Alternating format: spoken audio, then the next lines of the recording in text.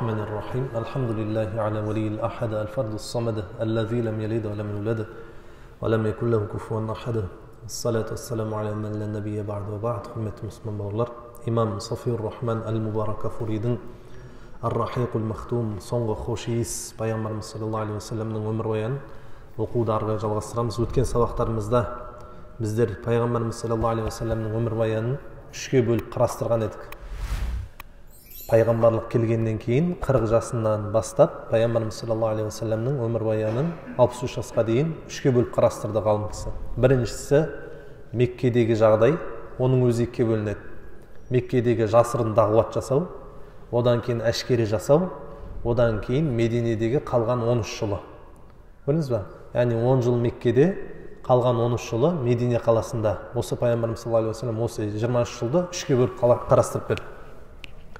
Сонда ғалым кісі айтты, алғашқы пайғамбарымыз саллаллаху алейхи вассалам жасырын дағуаты 3 жылға созылды дейді Меккеде. Пайғамбарымыз саллаллаху алейхи вассалам жай ғана жеке танитын адамдарына, сенетін адамдарына барып дағуат айта бастады. Ислам дінін ұсынды. Сөйтті да соның ішінде 3 жылдың ішінде пайғамбарымыз саллаллаху алейхи вассаламға иман келтірген сахабалардың саны 130-ға жетті. 3 жылда пайғамбарымыз саллаллаху алейхи вассалам 130 адамды иманға келтірді. Соның ең алғашқы бірінші күнде иман келтірген кісі бұл Хадиша анамыз, Али радиллаху анху, Абу Бакр және Зейд ибн Хариса, осы 4 сахаба еді. Кейін Абу Бакр анхудың қолынан қаншама сахабалар исламнан қабылдады. Абдурахман ибн Ауф, Зубайр ибн Ауам, Талха ибн Убайдилла, Абу Убайда ибн Жаррах, Саат ибн Аби Ваққас секілді жәннатпен сүйіншіленген 10 үлкен сахабалардың барлығы, Усман ибн Аффан секілді сахабалардың барлығы бұл Абу Бакр анхудың қолында исламды қабылдаған екен. Осылайша пайғамбарымыз саллаллаху алейхи вассаламның саны, мұсылмандардың саны 130-ға толды дейді. Бір күні пайғамбарымыз саллаллаху алейхи вассаламға ең алғашқы парыз болған ғибадат бұл намаз екен. Ибн Хаджар Асқалани, Аллах кісіне разы болады, пайғамбарымыз саллаллаху алейхи вассалам Исра және Ми'раж кеші болмастан алдын негізінде пайғамбарымыз саллаллаху алейхи вассалам намазды тоқтатпай оқитын еді дейді. Бірақ ол күніне 2 рет етеді дейді. Таңертең бір оқиды, кешке бір оқитын еді дейді пайғамбарымыз саллаллаху алейхи вассалам. Сәжде жасайтын. Кейіннен пайғамбарымыз саллаллаху алейхи вассаламға Исра және Ми'раж кеші көтерілгеннен кейін намаз 5 уақыт болып парыз болды дейді. Енді ары қарай осымен 3 жылдық дағуат бітті. Пайғамбарымыз саллаллаху алейхи вассалам 3 жыл дағуатын бітірді. 3 жыл қатарынан жасырын дағуатты бітірді. Ғалым кісі айтып отыр, мұсылмандардың саны 130-ға толғаннан кейін мұсылмандар бір-бірімен өте қатты бауыр болды дейді. Абу Бакрлер, Усман ибн Аффандар, Абдурахман ибн Ауфтар өте қатты бауыр болды дейді. Тіпті пайғамбарымыз саллаллаху алейхи вассаламды 130-ы да бір-біріне былай деп уәде берді дейді. Бұдан кейін пайғамбарымыз саллаллаху алейхи вассаламға кім зияндық берсе, біздер пайғамбарымыз саллаллаху алейхи вассалам қорғап қалайық. Ыстықта да, суықта да, барда да, жоқта да, пайғамбарымыз саллаллаху алейхи вассалам денсаулығы бар уақытта да, денсаулығы жоқ уақытта да, ауырып жатқан уақытында да пайғамбарымыз саллаллаху алейхи вассаламмен бірге болайық деп айтты дейді. 130-ы да. Сонда мұсылмандардың саны 130-ға толғаннан кейін Алла тағала пайғамбарымыз саллаллаху алейхи вассаламға екінші бір әмірді түсіреді. Бірінші әмір ол не еді? Тұрда ескерт деп айтты. Сонда пайғамбарымыз саллаллаху алейхи вассалам өзі танитын адамдардың бәріне шақырды дінді. Бірақтан да екінші әмір түсті дейді. Пайғамбарымыз саллаллаху алейхи вассаламға Алла тағала айтып отыр: "Ва анзир аширатакал aqrabin", ей Мұхаммед саллаллаху алейхи вассалам, ал енді дейді, туысқандарыңды ислам дініне шақыр деді. Енді сен танитындарыңды шақырдың, енді достарыңды шақырдың, енді туысқандарыңды шақыр деп айтты дейді. Яғни Алла тағала бұл аяттан нені айтып отыр? Сен осы күнге дейін ислам дінін өзің жақсы көретін адамға тыныш қана білдіртпей шақырып жүредің, енді бәріне айтты енді дейді. Еш нәрседен қорықпай енді дейді. Бірақтан да Алла тағала пайғамбарымыз саллаллаху алейхи вассаламға көптеген пайғамбарлардың мысалын Құран аяттарымен түсірген екен. Ең бірінші Мұса пайғамбардың аятын түсірген екен. Алла тағала пайғамбарымыз саллаллаху алейхи вассаламға Мұса пайғамбардың қиссасын көп айтып береді екен. Яғни ол қалай Мұса пайғамбар дінді жеткізген кезде қандай қиыншылықтардан өткендігі, қандай сынақтардан өткендігі, қандай азаптардан, қауымы қандай оны өтірікке шығарғандығы, Алланың жәрдемі оған қалай келгендігі, мұсылмандар оған қалай жәрдемдескендігі, осының бәрін Алла тағала Құран аяттарында түсірген екен. Сонда Алла тағала пайғамбарымыз саллаллаху алейхи вассаламға былай деп айтып жатыр ғой: "Ей Мұхаммед саллаллаху алейхи вассалам, дайын бол, сені қауымың әлі өтірікке шығарады, сені жынды дейді, сені сиқыршы дейді, сені жаңағы басқа дейді, жамандайды сені. соның барлығына сен сынып қалма, енді ислам дінін әшкер адамдарға жеткіз деп Алла Тағала пайғамбарымыз саллаллаху алейхи бұйырып жатыр екен. Мұса пайғамбардың қиссасын айтып. Пайғамбарымыз саллаллаху алейхи вассалам 63 жасына дейін айтылады. Бір нәрседен қиналып қалса, пайғамбарымыз саллаллаху алейхи вассалам бір зияндық көрсе, шаршаса, әлсіресе, пайғамбарымыз саллаллаху алейхи вассалам бірден Мұса пайғамбарды есіне түсіреді екен. Сөйтіп айтады екен, Алла Тағала менің бауырым Мұсаны мейіріміне алсын. Алла жолында көп зияндық көрді, бірақтан тоқтамайтын еді деп айтады. Өзіне мысалға пайғамбар саллаллаху алейхи вассалам егерде шаршап қалса, бірден Мұса пайғамбарды айтады екен, өзіне есіне түсіреді екен, өзін қуаттап жібереді екен. Көрдіңіз ба? Сонда Алла Тағала пайғамбарымыз саллаллаху алейхи вассалам Мұса пайғамбар, Нұх пайғамбар, Салих пайғамбарлардың баршасын, Ад, Самуд, Ибрахим барлығын түсіндірді дейді. Оларға да қауымдары өтірікке шығарған, оларға да зияндық келген, бірақтан да олар сабыр етті, Мұхаммед саллаллаху алейхи вассалам. Сөйтіп Алланың жәрдемі оларға келді. Сен де сабыр ет, сені де жаманшылыққа, қауымың сені жамандайды, өтірікке шығарады, бірақ түбінде саған да біздің жәрдеміміз келеді деген секілді аяттар түскен екен. Көрдіңіз ба? Құрандағы ең көп еске алынатын пайғамбар бұл Мұса пайғамбар. Көрдіңіз ба? Ең көп мысал қылып келетін кісі ол Мұса пайғамбар екен. Өйткені Алла Тағала Мұса пайғамбарға көптеген сынақтар берген екен. Ең біріншісі Фираун, онымен қатар Бәни Исраил, еврейлердің тайпасы, онымен қатар Қарун, Хаман дегендердің баршасы бұл Мұса пайғамбардың кезінде өмір сүрген екен. Көрдіңіз ба? Сонымен қатар Мұса пайғамбардың жанындағы бауыры Харун, ол да пайғамбар. Яғни көп сынақ көрген екен Мұса пайғамбар. Сонда айтады, пайғамбарымыз саллаллаху алейхи вассалам осы аят түскеннен кейін дейді. Пайғамбарымыз саллаллаху алейхи вассалам Абдул Мутталибтан тараған, яғни өзінің атасынан тараған бүкіл ағайынды, оның әкесінің ағайынды 10 бауырын, олардан тараған немере бауырларын баршасын барлығы жиналады ғой, ағайындары. Сонда олардың саны 45 болды дейді. Енді ағайын бауырлар бір үйге жиналып тұр да, Абу Талибтің үйіне жиналды барлығы. Пайғамбарымыз саллаллаху алейхи вассалам Абу Талибқа келіп айтты да, я көке, маған ағайындардың бәрін жинап берші, мен оларға бір айтатын әңгімем бар еді деп айтты дейді. Ағайындар ешқайсысы білмейді, не айтады екен деп түсінбей отыр да. Пайғамбарымыз саллаллаху алейхи вассалам шыншыл деген атаққа лайықты болған кісі, өтірік айтпаған, баршасы ойлап тұрға бір дұрыс нәрсе айтатын шығар қазір келгеннен кейін. Бір өте бір мықты бір жаңалық айтатын шығар деп ойлайды ғой. Бірақтан да солардың ішінде Абу Лахаб пайғамбарымыз саллаллаху алейхи вассаламды аңдып біліп жүрген екен. Мына Мұхаммед бір нәрсені білдіргісі келіп жүр. Бір өзінше бір нәрсені ойлап тауып отыр бұл. Өйткені байқайды, аңдайды, қасына адамдар жиналып отыр, ислам дінін қабылдап отыр адамдар, байқайды. Сөйтіп ойлайды, мынау что-то бір нәрсені білдірейін деп жүр дейді. Бірақ барады ғой сол жерге.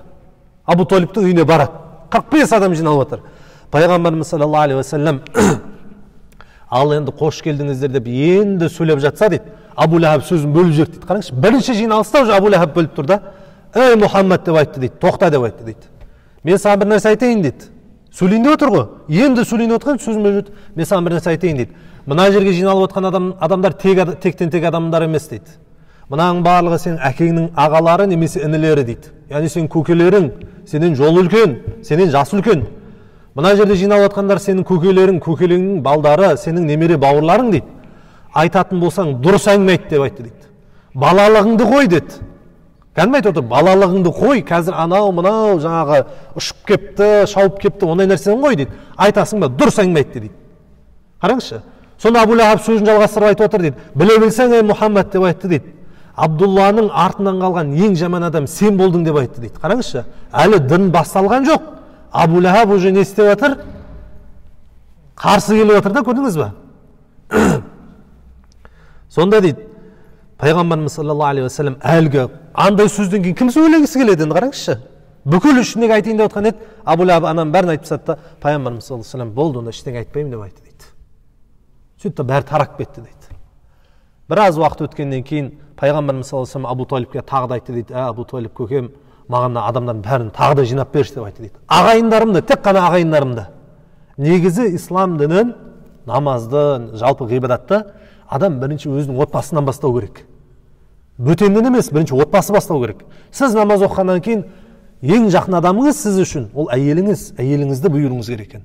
Өйткені Алла Тағала Таха сүресінде айтады: "Ваъмур ахлака бис-салати вастабир алейха." Ей Мұхаммед саллаллаху алейхи вассалам, әйеліңді, бала шағыңды бірінші намазға бұйыр, және соны қадағалап отыр деп айтты дейді. Қадағалап отыр, әйелің намазға бұйырды, қадағалап отыр, таң намазына оят, бесінген есте, құптанға, баршасын қадағалап отыр дейді. Екінші рет пайғамбарымыз саллаллаху алейхи вассалам Құрайшылықтар жинады дейді. Сөйтті да пайғамбарымыз саллаллаху алейхи вассалам сөзін бастап кетті дейді. Альхамдулилля деп айтты дейді. Бүкіл мақтаулар Алла Тағалаға тән деп айтты дейді. Бүкіл мақтаулар. Ешқандай пұттарға, ешқандай жаңағы өтірік әулиелерге, оларға ешқандай мақтау мадақтар тән емес, Аллаға ғана тән деп айтты дейді. Альхамдулилля деген сөзбен бастады. Хадистерде пайғамбарымыз саллаллаху алейхи вассалам айтты, қандай да бір тірлік дейді, бисмилламен немесе альхамдулилламен басталмаса дейді, онда ол тірлік бітпейді дейді. Соңына дейін бармайды дейді. Сол үшін де имам құтпаға тұрған кезде бірінші сөз не дейді? Альхамдулилля деп бастайды. Неге? Сөзі толық болу үшін, ісі соңына дейін жету үшін альхамдулилля деп айтады екен да. Сонда пайғамбарымыз саллаллаху алейхи вассалам былай деп айтты дейді. Бүкіл мақтаулар Алла Тағалаға болсын. Алланы мақтаймын, жәрдемді Алладан ғана сұраймын, Аллаға иман келтіремін, Аллаға тәуекел етемін. Алладан басқа тәңір жоқ, оның ешқандай серігі жоқ деп айтты дейді. Сөйтті да пайғамбарымыз саллаллаху алейхи вассалам былай деп айтты дейді. Алладан басқа тәңір жоқ, ей ағайындарым деп айтты дейді. Мен сендердің баршаларыңа жеке де, жалпы да ортақ болып келген жалғыз ғана пайғамбармын деп айтты дейді. Біліп қойыңдар, валлахи деп айтты дейді. Қалай ұйықтайсыңдар, дәл солай өліп кетесіңдер деп айтты дейді. Өлім деген ұйқы секілді дейді. Сол үшін де ұйқының өзі кіші өлім деп айтылады. Біздер ұйықтар алдында не деп дұға қыламыз? Бисмика Аллахумма амут ва ахия деп айтамыз. Аллахым, сенің есіңмен өліп, сенің есіңмен тірілеміз деп айтамыз. Орнымыздан тұрамыз дейміз. Қайтып тұрғаннан кейін не деп дұға қыламыз? Альхамдулиллахиллази ахияна ба'дама аматана ва илейхин нушур. Біздерді ұйықтағаннан кейін қайтадан оятқан, қайтадан өлтіргеннен кейін қайтадан тірілткен Аллаға саған шүкірліктер болсын деп айтамыз. Өйткені ұйқының өзі кіші өлім. Қаншама адамдар бар, ұйықтап қайтадан тұрмай қалған адамдар бар. Сол үшін ұйқының өзі кішкентай өлім екен да.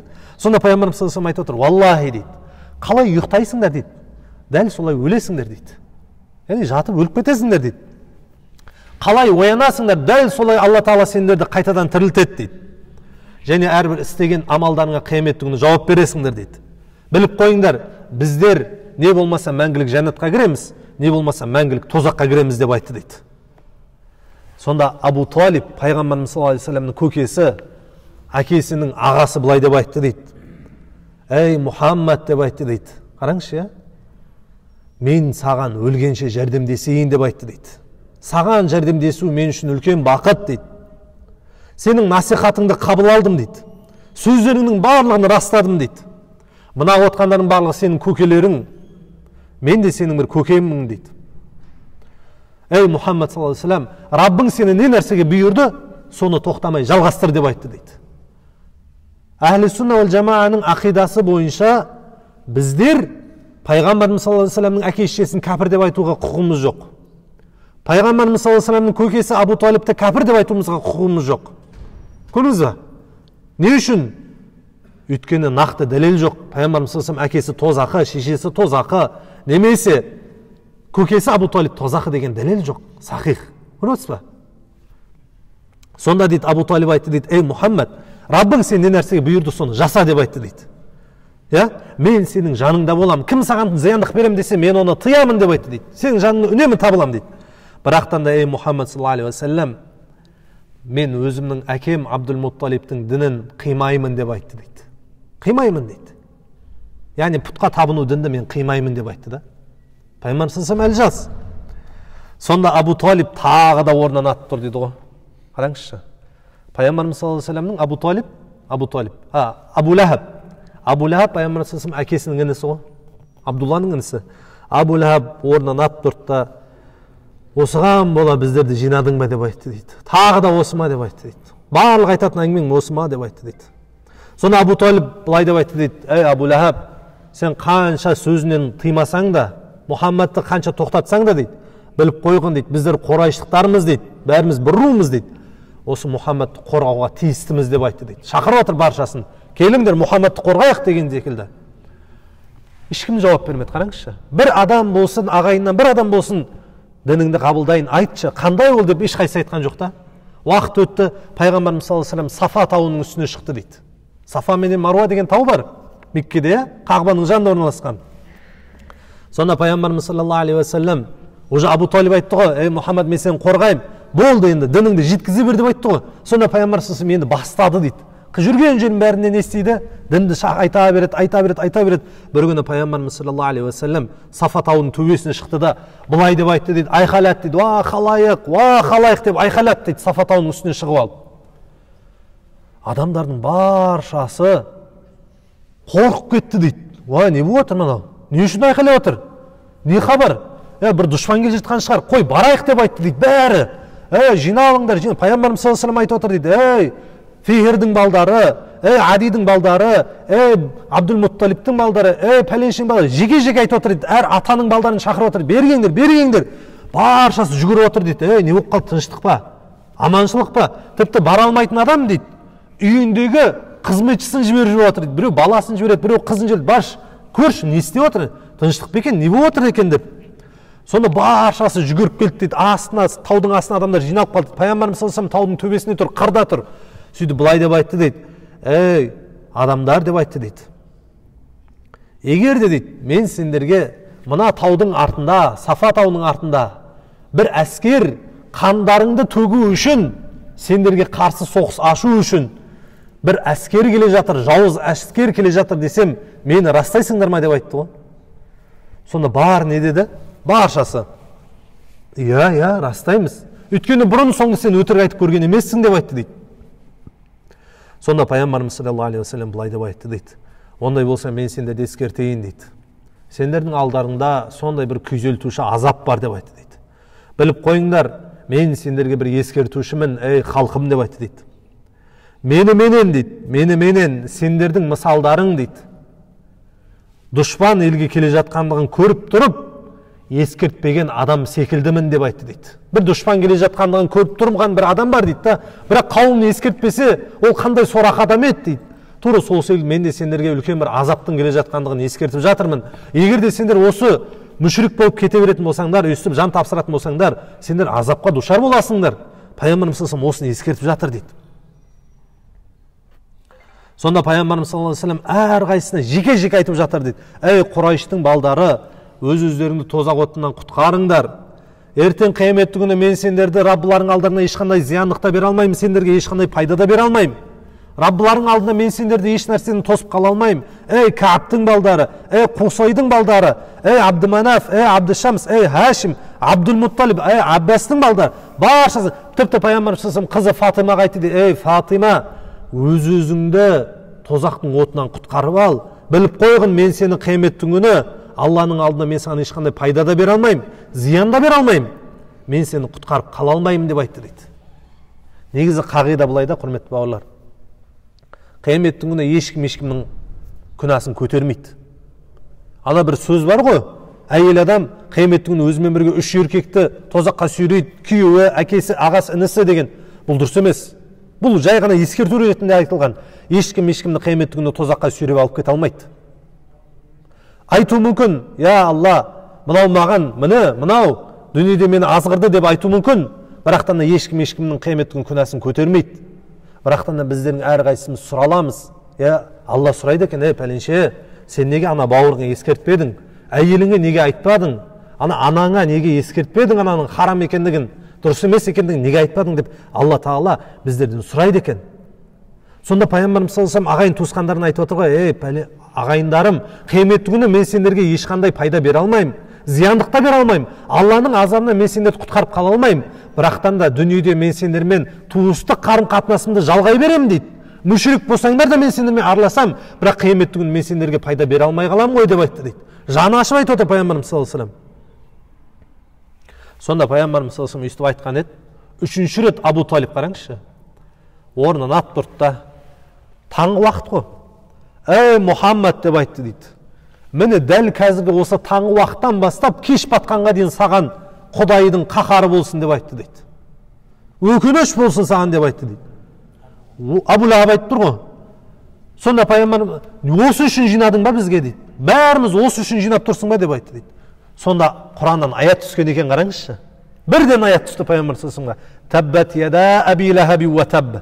Алла Тағала айтады, Абу Лахабтың екі қолы құрысын, құрыды да дейді. Екі қолы деп өзін айтып тұр Алла Тағала. Абу Лахабтың өзі құрып кетсін дейді. Тозақы болып кетсін дейді Алла Тағала айтып отыр. Дүниеде де бақытсыз болсын, ақыретте де бақытсыз болсын. қайғымен болсын дейді. Тіпті ол бақытсыз болды уже дейді Алла Тағала. Ғалымдарымыз айтады, Алла Тағала жаманшылықты жаратпастан алдын дейді, бір кәпірді жаратпастан алдын, оның кәпір екендігін білген және оны ежелден жек көрген дейді. Мысалға Абу Ләхаб дейді, ғалымдарымыз айтады. Абу Ләхаб, Алла Тағала дейді, Абу Ләхабты жаратпастан алдын оның кәпір болатындығын білген дейді, және оны жаратар алдын оны жек көрген дейді. Абу Ләхабты қараңызшы, білген де оның не істейтіндігін, оның таңдауын білген. Сонда Алла Тағала айтады, «Ма ағна анху малу ва ма касаб». Абу Ләхабтың жинаған дүниесі, оның бала шағасы қияметтің күні оған пайда да бермейді дейді. Дүниеде де ақыретте де пайда бермейді деп отыр. Абу Ләхабте өлген кезде балдары жерлеген де жоқ оны. Үстінен үйін құлата салған екен да. Жерлебеген де екен. Көрдіңіз ба? Сасып кеткен, оны жеркеген екен да.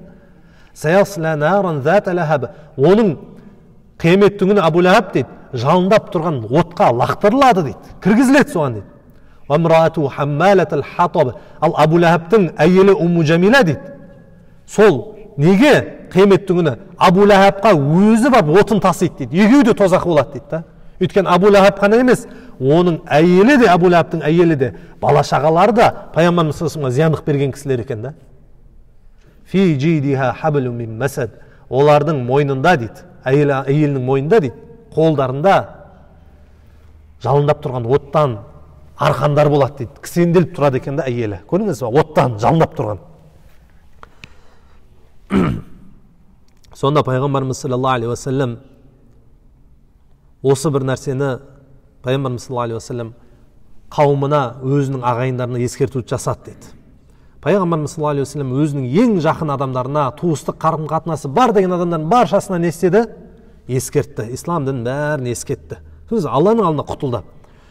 Осы бір нәрсе ескертілген еді, пайғамбарымыз саллаллаху алейхи уассаламға уже Меккеде зияндықтар басталған екен. Қалай пайғамбарымыз саллаллаху алейхи уассалам адамдарды жинап, ағайындарын жинап, таудың басында ескерту басталды, енді зияндық басталған екен пайғамбарымыз саллаллаху алейхи уассаламға.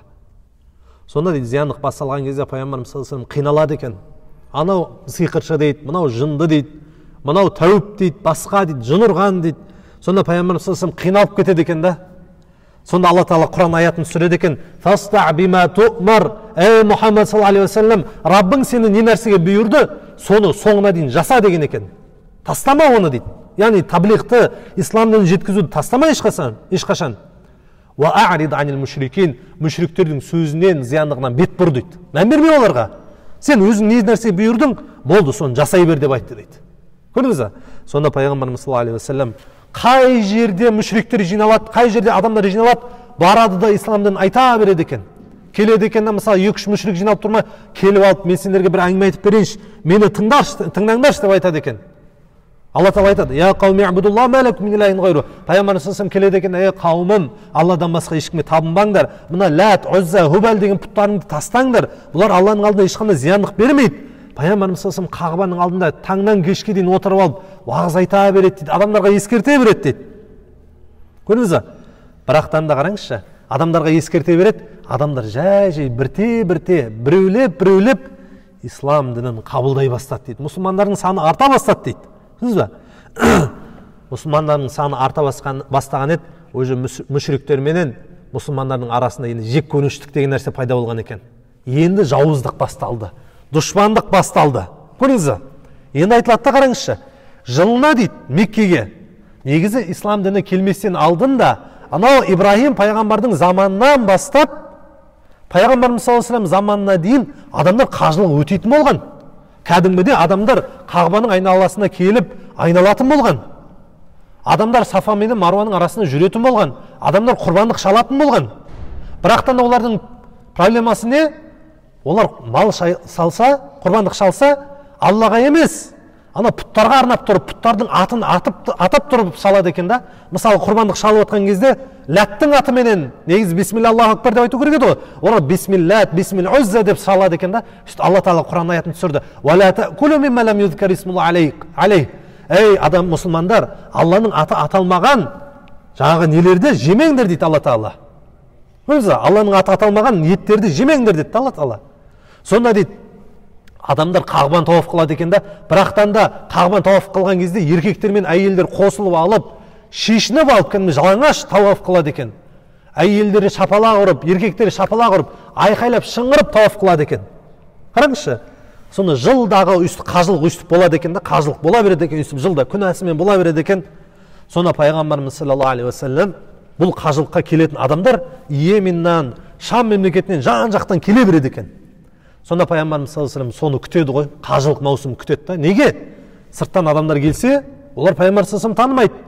Соларға ислам дінін ұсынып, дінді қабылдаттырып, адамдарға дінді ұсынамын деп ойлайды ғой. Енді қажылықтың басталуына 1-2 ай қалып тұр. Мүшриктер өзара жиналып алып былай қылады ғой. Ей, мынау болмады дейді. Санаулы уақыттан кейін қажылық маусымы басталады дейді. Не істейміз дейді ғой. Мына Мұхаммадтың тірлігі қалай болады енді дейді. Егер де өйстіп қалдыра берсек дейді, өйстіп қалдыра беретін болсақ, жер бетінің баршасы Мұхаммадтың артына еріп кетеді дейді. Құрайшықтар айтып отыр, қараңызшы. Абу Лахабтар, Абу Жахилдер айтып отыр ғой. Не істейміз дейді ғой. Сонда мүшриктердің бәрі жиналып алып, Валид ибн Муғира деген мүшрикке барады. Валид ибн Муғира бұл жайында Құрандағы бұл кісіге, бұл мүшрик кісіге Құранда 5-6 аят түскен екен. Ол тозақы, оның азабы осындай деп. Сонда баршасы Валид ибн Муғираға келіп айтады ғой, Валид, сен арамыздағы ең білімдісің ғой, ел көргенсің, жер көргенсің дейді да. Не істесек болады, не ақыл айтасың дейді. Мынаны қалай тоқтатамыз дейді да, ертең адамдар келе жатыр ана жақтан. Соларға не деп жамандасақ болады мына Мұхаммадты дейді ғой. Сонда жаңағы Валид ибн Муғира айтады ғой, сендер бірінші өздерің бір ойланып көріңдер дейді да. Бірінші өздерің бір ойланыңдар дейді. Сөйтіп маған ұсыныс тастаңдар дейді. Егер де дұрыс болып жатса, мен оны сендерге дұрыс деп айтамын дейді. Ал егер де дұрыс емес болып жатса, мен сендерге дұрыстап берейін дейді. Мен сендерге бірақ дәл қазір айтатын нәрсем жоқ, бірақ өздерің ойланыңдар дейді. Сөйтіп әлгі мүшриктер ойланады. Сөйтіп былай деп айтады ғой, ей Валид дейді. Ертең ана адамдар келсе, қонақтар келсе дейді, қажылар келсе дейді.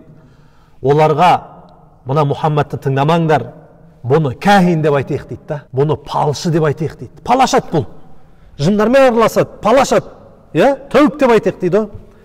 Сонда Валид ибн Муғира айтады, валлахи дейді, валлахи, жоқ дейді. Бұл жігіттің істеп атқан, айтып атқан сөзі, ана Құрандары, істеп атқан істерінің баршасы дейді, тәуіптің ісіне ұқсамайды дейді. Өйткені біздер тәуіптердің талайын көріп тастағанбыз дейді. Олардың басы істемейді. Олар лас болады, дұрыс сөз айтпайды тәуіптер дейді. Өтірік көп айтады дейді. Ал Мұхаммад болса өтірік айтпайды ғой дейді. Бұл айтып отқан сөздің бәрі ровно ғой бұл дейді. Бұны сен тәуіп деп айтып адамдарға сендіре алмайсың бұны дейді. Басқа нәрсе айтыңдар дейді. Сонда аналар ойланып тұрады да, так дейді. Жынды деп айтайық дейді. Сонда Валид ибн Муғира айтады, валлахи бұл жындыға ұқсамайды дейді. Бұны жынды деп айтсаң ешкім сенбейді дейді. Өйткені жындыны көргенбіз дейді. Жынды адам сандырақтау керек, үсті басын бәрі лай бычыт болу керек, ырым-жырым болу керек. Мұхаммадты сен жынды деп айтуға келмейді дейді. Өйткені бұның айтып отқан сөзі, аузынан шығып отқан сөздері, жалпы ой пікірін бәрі бұныкі дұрыс дейді. Жынды адамға ұқсамайды бұл дейді. Басқа не дейсіңдер дейді. Олар ойланып тұрады, так дейді. Не десек болады екен дейді. Бұны дейді ақын деп айтайықшы онда дейді. Өйткені айтып отқан Құраны не? Әдемі ғой. Сонда Валид ибн Муғира айтады, жоқ, валлахи дейді. Бұны да ақын деп айта алмаймыз дейді. Өйткені мен талай ақынды көргем дейді, Валид ибн Муғира айтады. Ақындардың өлең шумағын білем дейді. Қайырмасын білем дейді. Сөз ұйқастарын білем дейді. Олардың айтып жатқан поэзиясын, мағынасын мен білем дейді. Ал Мұхаммадтікі ақындықтан да жоғары зат қой дейді. Яғни оның оқып отқан Құраны, ол ақындықтан да жоғары нәрсе ол дейді. Оның ұйқасы бөлек, оның мағынасы бөлек, мақсаты бөлек бұл Құранның дейді. Бұны ақын деп айта алмайсың. Ақын десең ешқандай адам бұған сенбейді дейді ғой. Енді не дейміз дейді ғой. Сонда біреу айтады ғой, сиқыршы деп айтсақ бола ма дейді ғой. Сонда Валид ибн Муғира айтады, валлахи сиқыршы десең сиқыршыға да келмейді бұл Мұхаммад дейді ғой. Өйткені сиқырлардың сиқырын білеміз дейді. Олардың сүп деп дем салғанына не дейін білеміз дейді. Сүпірлеген не де байлаған түйіншектерін бәрін білеміз дейді. Ал Мұхаммад ондай жоқ қой дейді. Мұхаммад ешқандай отырып алып сүпірлемейді. Ол түйіншек орамайды. Бұны сиқыршы деп айтып адамдарға сендіре алмайсың дейді. Соны Валид ибн Муғираны қараңызшы, былай деп айтады. Ва инна ли қаулихи ла халава. Біліп қойыңдар, мүшриктер, арабтар деп айтты дейді. Валид ибн Муғира өзі мүшрик айтып отыр, қараңызшы. Оның оқып жатқан Құранда сондай бір тәттілік бар дейді. Құран тәтті ғой, дұрыс па? Құранда адам естіген сайын естиді, естігісі келе береді да, құлаққа жағымды естіледі. Оның оқыған Құранында дейді, кәдімгідей ұзақтылық бар дейді, ұйқасы бар ол Құранында дейді да. Құран әдемі ғой естілгенде. Құранның тамырының өзі тереңде жатыр ғой, ал оның бұтағы тереңге көлеңке болып тұр ғой дейді да, ұзаққа көлеңке болып тұр ғой дейді. Бұның айтып отқан сөзін сендер сиқыршы, басқа нәрсе деп айта алмайсыңдар дейді ғой. Сөйтеді да, не істейміз оны, не істейміз дейді ғой. Маған уақыт беріңдер, мен ойланайын дейді ол Валид ибн Муғира. Мен сендердің айтқан варианттардың барын түсіндім, енді мен ойланайын. Қайсысы осы айтқан 5-6 варианттарының ішінде қайсысы сәйкес келеді, қайсысы жақынырақ, соны ойланып, мен сендерге өзім айтам дейді ғой. Жақсы дейді. Сонда айтады. Біраз ойланып келгеннен кейін былай деп айтады. Айтқан сөздердің ішіндегі ең жақсы дейді, біліп қойыңдар дейді. Бұны сиқыршы деп айтайық дейді. Сиқыршы деп айтайық дейді. Сол ең жақсы дейді. Қалай айтамыз десе, адамдар келсе, сырттан адамдар келсе былай деп айтамыз дейді. Ей, адамдар, мына Мұхаммадтан абайлай болыңдар. Бұл сиқыршы. Бұның айтып отқан сөзінің бәрі сиқыр. Бұл сиқырмен еркекпенен әйелді ажыратып жібереді, ерлі зайыптыны. Әке менен баланы ажыратып жібереді. Аға менен інін ажыратып жібереді. Бұның сиқырынан ұзақ болыңдар. Міне дәл өстіп айтамыз дейді. Болды, баршасы келісіп алады. Болды, міне осы болды, өстіп айтамыз дейді. Сонда қараңызшы, Алла Тағала бірден Құран аятын түсіреді ғой. Муддассир сүресінің жалғасын түсіреді. Алла Тағала айтады: "Иннаху факкара ва қаддар", Валид ибн Муғира дейді. Оған мүшриктер келген кезде, варианттарды ұсынған кезде Валид ибн Муғира ойланды дейді. Сөйтті да есеп қылды дейді. Есеп қылды, былай айтсаңдар болады, былай айтсаңдар дейді. Фақутила кайфа қаддар. Қараңызшы, қалай есеп қылған еді, оған сондай өлім болсын дейді. Сумма қутила кайфа қаддар. Тағы да оған өлім болсын дейді, Алла Тағала айтып отыр. Сумма назара, сумма абаса ва басар, сумма адбара ва стакбар. Сөйтіп ойланып келді, Валид ибн Муғира не деді? Бұл бір сиқыршының сөзі деп айтты. Сонда Алла Тағала айтып отыр: Валид ибн Муғираны мен ертең қиямет күні тозаққа лақтырам дейді. Қараңызшы, дін енді басталып отыр. Алла Тағала уже екі адамды тозақпен сүйіншілеп қойды да. Біреу Абу Лахаб, екіншісі Валид ибн Муғира. Көрдіңіз бе? Енді адамдардың баршасы, мүшриктердің баршасы пайғамбарымыз саллаллаху алейхи ва саллям сиқыршы деп таныстырамыз. Кімде кім келсе болды, бұны сиқыршы, бұны не істемеңдер деп таныстырамыз дейді. Енді қараңызшы, қажылық маусымы басталды. Пайғамбарымыз саллаллаху алейхи ва саллям сырттан келген адамдарды жай күтіп алатыр. Пайғамбарымыз саллаллаху алейхи ва саллям өзі де не? Келген адам баршасын айта бермейді. Былай ойланады. Сәл дені дұрыс-ау, мынау кішкене қауіпсіз-ау деген адам таңдайды да, барып соған исламды ұсынады екен да. Көрдіңіз бе? Кез келген адамға барып алып исламды ұсынбайды. Өзі пайғамбарымыз сараптайды. Мынау сәл жақсы шығар, мынау қабылдайды-ау деген секілді адамдар. Сонда дейді, адамдар Қағбаның айналасына жиналады, адамдар базарларда жиналады, адамдар жиналатын жерде, шай ішетін жерлерде жиналады дейді. Пайғамбарымыз саллаллаху алейхи ва саллям солардың жанына барып, жай исламды ұсынады екен. Көрдіңіз бе? Сонда дейді, қараңызшы, Пайғамбарымыз саллаллаху алейхи ва саллям 3-4 адам отырады да былайынан. Пайғамбар саллаллаху алейхи ва саллям енді жанына барса, мүшриктер Пайғамбар саллаллаху алейхи ва саллямды аңдиды екен. Сөйтіп қараңызшы, Пайғамбарымыз саллаллаху алейхи ва саллям бір кезде бір кісілердің жанына келді дейді да. Мүшриктер артынан келе салысымен ана жігіттерге қарап, Пайғамбарымыз саллаллаху алейхи ва саллям үстінен былай деп айтты дейді: "Ей жігіттер" деп айтты дейді. "Мына сендер сөйлесіп жатқан жігіттерің" дейді. Пайғамбарымыз саллаллаху алейхи ва саллям қараңыз, мына 3-4 жігіт тұр да, Пайғамбар саллаллаху алейхи ва саллям аналарға келіп исламнан ұсынайын десе, артынан мүшриктер келіп, Пайғамбарымыз саллаллаху алейхи ва саллямға былай деп айтады екен: "Ей жынды бергесей" деп айтады екен да Пайғамбарымыз саллаллаху алейхи ва саллямға. Ана адамдар: "Ой, мына жынды келе жатыр екен, қой, мына алып жүрейік мынадан" деп қашып кетеді екен да. Негізі Пайғамбар саллаллаху алейхи ва саллям жынды емес қой. Енді ұсынайын десе, аналар қайтарып жібере береді екен да. Таяғда бір жігіттерге келе десе, Пайғамбарымыз саллаллаху алейхи ва саллям әлгі адамдар артынан келіп, мүшриктер артынан келіп: "Ей сиқыршы бергеш" деп айтады екен. Көріңіз бе? Құран аяттарын Алла Тағала түсіріп отыр ғой. Олар дейді: "Ва иякадуллазина кафару ла юзлиқунака биабсарихим ламма сами'у зикра ва яқулун иннаху ламажнун." Мүшриктер дейді, Пайғамбарымыз саллаллаху алейхи ва саллям сөйлегенін ести салысымен дейді, жүгіріп келеді екен да, "Мынау жынды ғой, мынадан абай болыңдар" деп ескерте береді дейді. Пайғамбарымыз саллаллаху алейхи ва саллям егер де өзінің мұсылман бауырларының қасында жиналса дейді, ең алғаш исламды қабылдаған адамдар олар кедейлер, құлдар еді ғой. Сонда Пайғамбар солардың жанында жиналса, әлгі мүшриктер жандарынан келіп: "Манналлаху алейхим мин байнина", Құдай Тағала біздерді мыналардың дәрежесінен үстем қылып қойды, біздің дәрежеміз мыналардан жоғары деп айтады екен да. Үстінен күледі екен. Басқа бір аяттарда Алла Тағала, сөйтіп Алла Тағала жауап береді екен ғой, алейсаллаху би'алама биш-шакирин, бірақ Алла Тағала кімнің дәрежесі жоғары, кімнің шүкіршілік етуші екендігін білмейді ма дейді. Басқа бір аяттарда Алла Тағала айтып отыр, мүшриктер дейді, күнәһарлар дейді, мұсылмандардың үстінен күледі екен дейді. Осы аяттың түсу себебін айтады да, Али ибн Аби Талиб дейді, басын үнемі тақыр басқып шашын алып тастайды екен да, лезвімен. Көрдіңіз? Сонда дейді, Али ибн Аби Талиб жолдан кетіп бара жатса, мүшриктер үстінен күледі екен пайғамбарымыз, Алидің да. Сөйтіп айтады екен, мына тақырбас келе жатыр деп айтады екен да. Сонда Алла Тағала Құран аятын түсіріп жатыр. Инналлазина ажраму кана миналлазина аману yadhakun. Расында мүшриктер дейді, күнәһарлар дейді, мұсылмандардың үстінен күледі дейді. Егер де олар өтіп бара жатса, мұсылмандар көшеде өтіп бара жатса, олардың үстінен мысқылдап тұрып күледі дейді. Қараңызшы. Сонда пайғамбарымыз саллаллаху алейхи вассалам әлгі қиыншылықтардың баршасын қаншама зияндық, мазақтау, соның барлығын естісе, пайғамбарымыз саллаллаху алейхи вассалам қиналып қалады екен да, шаршайды екен. Сонда Алла Тағала Құран аятын түсірген екен, وَلَقَدْ نَعْلَمُ أَنَّكَ يَضِيقُ صَدْرُكَ بِمَا يَقُولُونَ. Ей Мұхаммед саллаллаху алейхи вассалам, олардың айтқан сөздеріне сенің қиналатыңды біздер білеміз дейді. Білеміз біздер дейді. Сонда Алла Тағала айтып отыр, «Фасаббих бихамди раббика ва кун минас сажидин». Сонда да ей Мұхаммед саллаллаху алейхи вассалам, Раббыңды ұлылай бер, көп сәжде қыл дейді. Раббыңның өлімі келгенге дейін, ақиқат келгенге дейін, өлім келгенге дейін Раббыңа құлшылығыңды жасай бер деп айтты дейді. Басқа бір аяттарда пайғамбарымыз саллаллаху алейхи вассаламға екінші түскен аят дейді.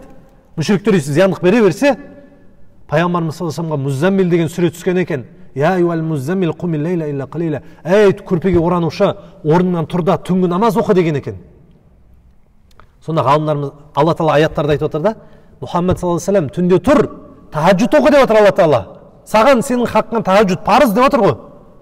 Өйткені ертеңгі күні дейді, саған таңнан кешке дейін жүзу бар дейді, ұзақ бір жүзу бар дейді да. Енді пайғамбарымыз саллаллаху алейхи вассалам теңіз көрмеген кісі. Теңіз көрмеген ғой пайғамбарымыз саллаллаху алейхи вассалам. Меккеде ешқандай су жоқ, жүзетіндей, арық та жоқ қой. Қараңызшы. Бірақ Алла Тағала айтып отыр да, түнде тұрып намаз оқы, таңертең сен кешке дейін жүзесің деп отыр да. Сонда ғалымдарымыз осыны түсіндіреді. Неге десе дейді, мүшриктердің пайғамбарымыз саллаллаху алейхи вассаламға зияндық беруі дейді, жүзуден де ауыр қиын дейді да, оның сөздерін көтеру дейді. Мысалы, адам жүзген кезде шаршайды, дұрыс па? Сонда пайғамбарымыз саллаллаху алейхи вассалам Алла Тағала айтып отыр да, жүзу сен үшін өте оңай болып қалады, ана мүшриктердің сөзін тыңдағаннан көре дейді да. Мүшриктердің сөзі сен үшін дейді, өте ауыр болады, тіпті жүзу оңай болып қалады дейді да. Сол үшін, сол ауыр болмас үшін, түнде өз-өзіңе зарядтау үшін, күш-қуат жинау үшін түнде тұрып тахаджуд оқы деп отыр ғой. Ғалымдарымыз айтады, кім дейді? Қиямет күні дәрежесі ең жоғарғылардан, дүниеде ең қадірлі, сыйлы адам болғысы келсе дейді, түнінде тахаджудте тұрсын дейді. Түнде тахаджудты оқысын дейді. Көрдіңіз? Негізі Алла Тағала әрбір адамға міндетті түрде бір сынақтарды беріп қояды ғой. Дүниеде ешқандай сынақсыз адам болмайды. Бәрімізде сынақ бар. Имамда да, қарида да, байда да сынақ бар, кедейде де сынақ бар. Бірақ баршамызда проблема бар ғой, Бірақтан да сол проблемаларды, басымыздағы болып жатқан сынақтарды, проблемаларды әркімге айта берген дұрыс болмайды екен негізінде. Отырған қасыңадан отырды ма, кім отырса соған айта беру дұрыс болмайды екен да. Бәрібір шешіп бере алмайды екен. Кейбір проблемалардың шешімі білесіз ба? Түнде тұрасыз, дәретіңізді аласыз, адамдар ұйықтап жатқан кезде. Жай намазыңыз төсейсіз та, 2 ракат намаз оқып, қолыңызды жайып, Аллаға ғана айтасыз, Алла ғана шешіп береді екен. Көрдіңіз ба? Сол үшін де пайғамбарымыз саллаллаху алейхи вассалам хаққысында тахаджуд намаз парыз болған екен. Көрдіңіз ба? Сонда дейді, қараңызшы, пайғамбарымыз саллаллаху алейхи вассалам ислам дінін өстіп, адамдарға жеткізіп жатса, Меккеде қажылық уақытында үстінен келіп күледі екен да. Көрдіңіз ба? Басқа бір аяттарда айтылады, аяттарда пайғамбарымыз саллаллаху алейхи вассалам бір адамдарға келіп Құран аятын оқып жатса дейді, мүшриктер келіп алады екен да, адғафу ахлам деп айтады екен. Ей, мынау сендерге түсін айтып беріп отыр деп айтады екен да. Мына Мұхаммед сендерге түс айтып отыр. Бұл өмірде шын емес деп айтады екен. Басқа бір аяттарда қараңызшы, мүшриктерге айтады екен, ей, мынау деген жала жауып отыр, Құдайға жала жауып отыр. мынау сиқыршы, мынаған басқа бір адамдар жәрдем беріп отыр деп айтады екен да, пайғамбарымыз саллаллаху алейхи вассаламға. Сонда басқа бір аяттарда айтады, мүшриктер айтады екен, мынау сиқыршы, мынау айтып отқан сөздердің бәрін өзі жазып алады бірінші сендерге келместен алдын. Таңнан кешке дейін отырады да жазады бұл дейді екен да. Көрдіңіз бе? Бұған шайтандар түседі да неше түрлі жаман сөздерді үйретеді, сол жаман сөздерді сендерге айтып отыр дейді екен. Сонда Алла Тағала Құран аятын түсірді ғой. Қараңызшы. Алла Тағала айтады: "Хал унаббиукум аля ман таназзалу шаятин." Алла айтып отыр. Шайтанды біздер кімге түсіретінімізді айтайын ба дейді. Шайтан кімге түседі білесіз бе? Таназзалу аля кулли аффакин асим. Әрбір жала жабушы күнәһарға ғана шайтан түседі екен да. Сонда Алла Тағала бүйтіп айтып отыр да, мүшриктерге, құрайшылықтарға айтып отыр: "Ей құрайшылықтар" дейді. Сендер Мұхаммадты саллаллаху алейхи вассаламды өздерің ең шыншыл, әмин, өтірік айтпайтын адам деп айтасыңдар. Сөйтесіңдер да бұны өтірікші, өтірік жала айтып отыр деп айтасыңдар. Қалай? То былай дейсіңдер, то былай дейсіңдер. Сендер бір нәрсеге тоқтасаңдаршы деп отыр Алла Тағала, көрдіңіз бе? Сонда мүшриктер, құрайшылықтар айтады екен ғой. Пайғамбарымыз саллаллаху алейхи вассалам уағыз айтып отса, құрайшылықтар тағы да келеді екен да: "Мынаған ермеңдер, мынау деген ақын ғой" деп айтады екен. Жынды ақын ғой мынау дейді екен. Сонда Алла Тағала Шуара аяттарын түсірген екен. Олар көрмейді ма дейді. Мүшриктерде баяғыда ақын болған екен, ақындар. Ақындары дейді, баяғының ақындары, пайғамбар саллаллаху алейхи вассалам замандағы ақындар дейді. Сайларда отырып алады екен да, жындардан түскен сөздерді, жаман сөздердің бәрін отырып алып, үсті басы лас, дәретте алмайды, ғұсылда алмайды, отырып алады екен да, бір ұйқас сөздерді айта береді екен да. Сонда Алла Тағала айтып отыр: "Әлем тара аннам фи кулли вади яхимун." Мына ақындарға қарамайсыңдар ма дейді. Әрбір ойпаттарда, сайларда отырып алып, аузына келген отты айт дейді. Арақты мақтайды, зинаны мақтайды дейді. Ва аннам яқулуна ма ла яфалун. Ақындардың тағы да бір жаманы дейді, өздері істемеген нәрсені айтады дейді. Сонда Алла Тағала айтып отыр ғой: Мұхаммадты қалай сен ақын деп айтасыңдар? Мұхаммад өзі істемеген нәрсені ешқашан айтпайды ғой. Немесе істемейтін нәрсесін де істе деп айтпайды ғой дейді. Мүшриктерге өздерінің сөзін өздеріне қайтарып отыр да Алла Тағала. Көрдіңіз бе? Сол үшін де ақындық жайында бір енді көп адамдар осы жерде түсініп қалады да, дінімізде ақындық, өнер деген нәрсе бұл дұрыс емес, ақындық деген нәрсе дұрыс емес өткен Құран аят бар ғой міне. Бірақ Алла Тағала сол Шуара сүресінің ең соңында аятында айтады да, ақындар қателесті дейді. Бірақ ол жахилеттің кезіндегі ақындар дейді. Сөйтіп Алла Тағала айтады: "Иллаллазина аману", бірақтан да иман келтіріп, ізгі амалдар жасап, дұрыс жолда жүрген ақындар, міне осылар қиямет күнінде құтылды дейді. Яғни шариғатымызда ақындық бұл дұрыс екен.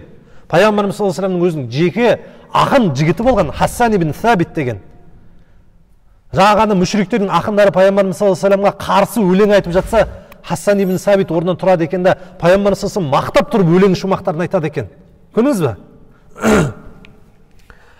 Осылайша пайғамбарымыз саллаллаху алейхи вассаламды мүшриктер Мекке жазығында үстіп жаңағы жамандайды екен. Басқа бір аяттарда қараңызшы, пайғамбарымыз саллаллаху алейхи вассалам егер де мүшриктерге, адамдарға ислам дінін ұсынып жатса, адамдар келеді екен, бүйтіп айтады екен ғой: "Адамдар, мынаған ермеңдер, мынау өзім пайғамбармын" деп айтады.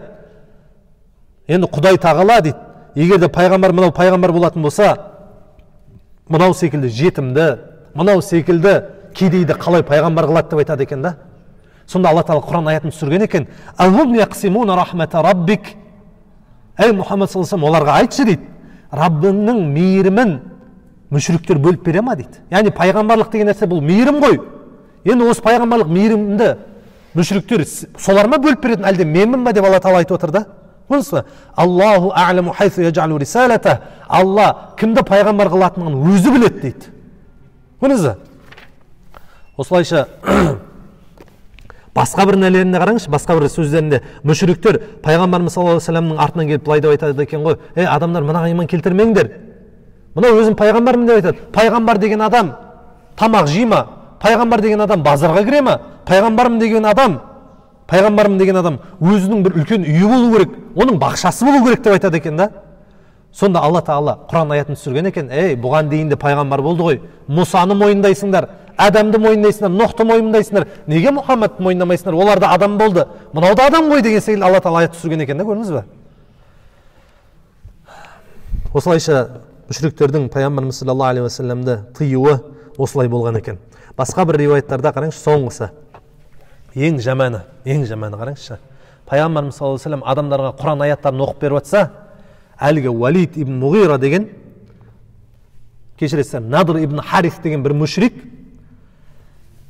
анау қажылар Меккеге келетінен алдын, адамдар Меккеге келетін алдын, әтейге өлең айтатын қыздарға ақшасын беріп қойған екен. Өлең айтатын қыздарға.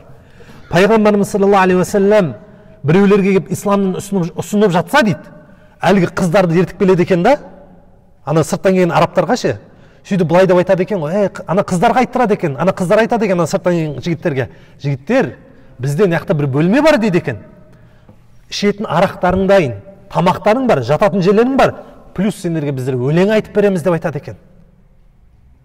Соны Надр ибн Харис айтады екен, қараңызшы, Құранда Алла Тағала айтып отыр, وَقَالَ الَّذِينَ كَفَرُوا, Құран аят оқыған кезде тыңдамаңдар деп айтады екен. Аят оқылған кезде өтірік сөзді, бос сөзді көп айтыңдар, сол кезде ұтасыңдар деп айтады екен ғой Надр ибн Харис. Көрдіңіз бе? Құран оқып отқан кезде көп сөйлеңдер, өтірік сөз айтыңдар. Болмағыр мағынасы жоқ, айта беріңдер деп айтады екен да. Соны Надр ибн Харис қараңызшы, Алла Тағала Надр ибн Харис, пайғамбарымыз саллаллаху алейхи ва саллям Надр ибн Харисті Құрайыштың шайтаны деп сипаттаған екен. Лақап аты да.